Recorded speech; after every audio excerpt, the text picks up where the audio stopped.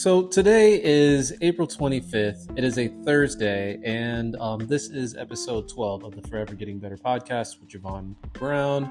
And here's the thing. So I know the way that I'm starting this episode is a little different, and that's because I just kind of had a eureka moment. Like it was just like a very wow or aha or whatever. But it really shouldn't feel that way because it's something that I've been preaching for a long time. And that's the value of leverage. So think about it, right? So when it comes to business and doing anything in business and growing your business more, which is what I've been talking about over the last couple of episodes, right? Particularly as it relates to the development of my business and marketing and the marketing strategy and content creation strategy that I've been trying to implement, which means posting on social media and making a podcast episode every day for at least the next 60 days, right? We're about a third of the way through of the 100-day challenge. And the thing is, it's not something that I can do on my own. That's the whole point of leverage. And so there are different types of leverage that are supposed to help you in business when it comes to attracting more leads, getting more business, growing your audience. And so there is technology, which is what social media would be. So you have technological leverage. You can only network with so many people in real life. But if you're using technology in order to network with other people, then you can be in front of more ears and more eyes and more faces because of that technology. Another way that we can see it being implemented is like when somebody creates an app or some type of software, then they can create this thing one time, and instead of having to sell, like if you had a service-based business, for example, right, then you yourself need to do something, and you have to allocate time and energy towards doing that thing in order to then get paid for that service, right? Like if you're a barber, for example. Well, it then stands to reason that the amount that you can earn within a 24-hour period is limited to the amount in which you can cut hair within that 24-hour period, right? Makes sense.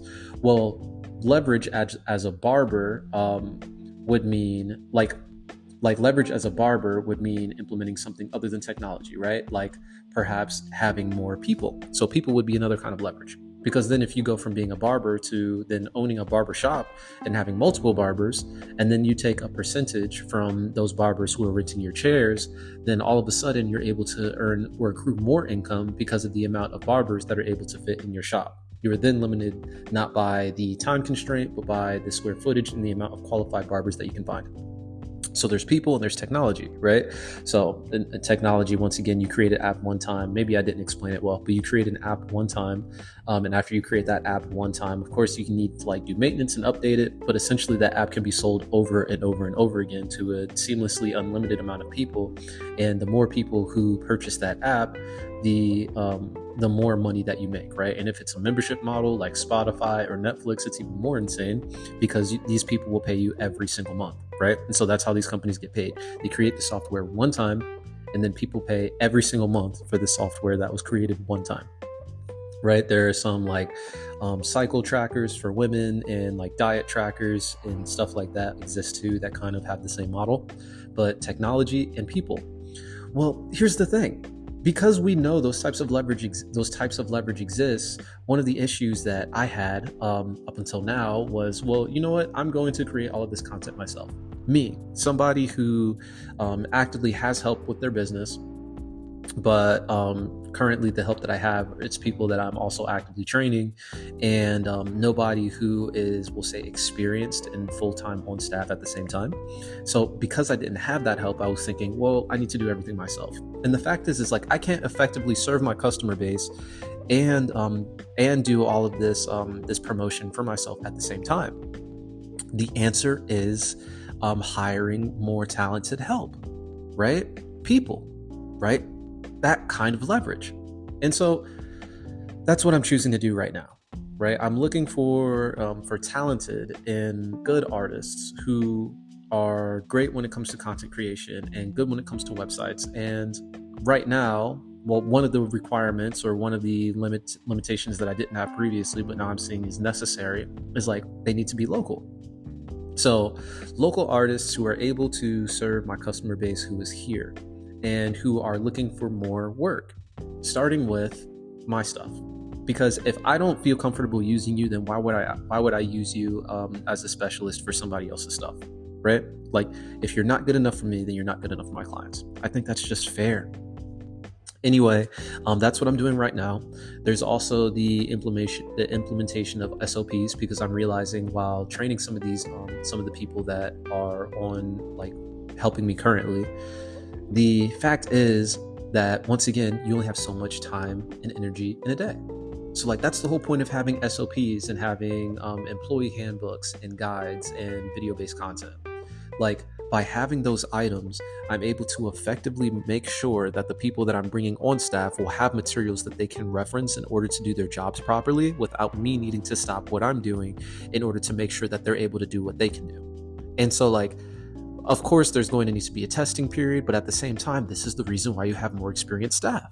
People who are better when it comes to customer service, and people who have experience when it comes to sales, and people who have customer experience or who have experience when it comes to content creation and web development and SEO and all these other things. Because if you have all of the staff in-house, then they're able to play quality assurance and quality control when it comes to people who are just getting into the game or who are just getting started, right, at getting trained. So having the A team or having the S tier people first is extremely important, and I'm just now realizing that, and I don't know why it didn't click for me sooner. This is the reason why businesses have loans.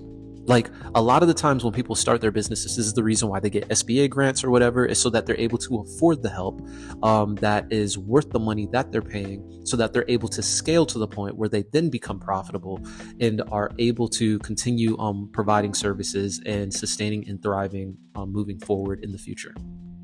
Right? This is the reason why entrepreneurship has the definition that it is. Like by definition, an entrepreneur is somebody who regularly takes like higher than normal like risks with money, like higher than normal financial risk. Like that's what an entrepreneur is. And so like in order to be an effective entrepreneur, like you have to invest in your business. You're literally betting on yourself and betting on your idea.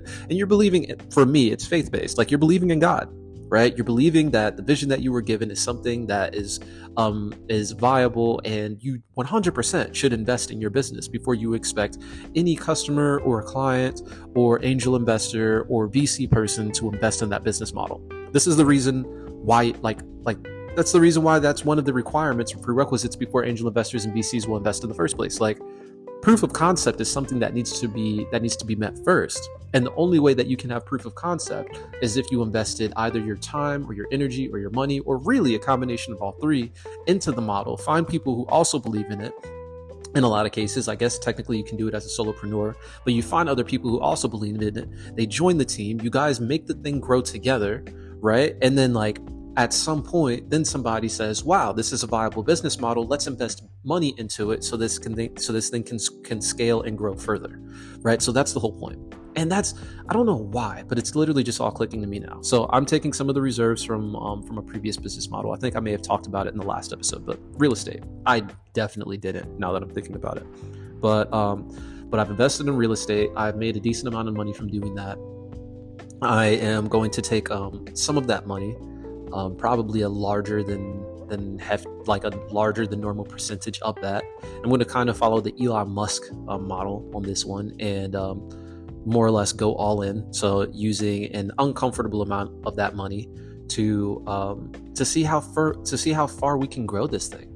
And that means the majority of that income being put into the talent. Yeah. Anyway, this is the Forever Getting Better podcast. That's where I am right now. Invest in yourself. Leverage is important. And I will talk to you all in the next one. Peace.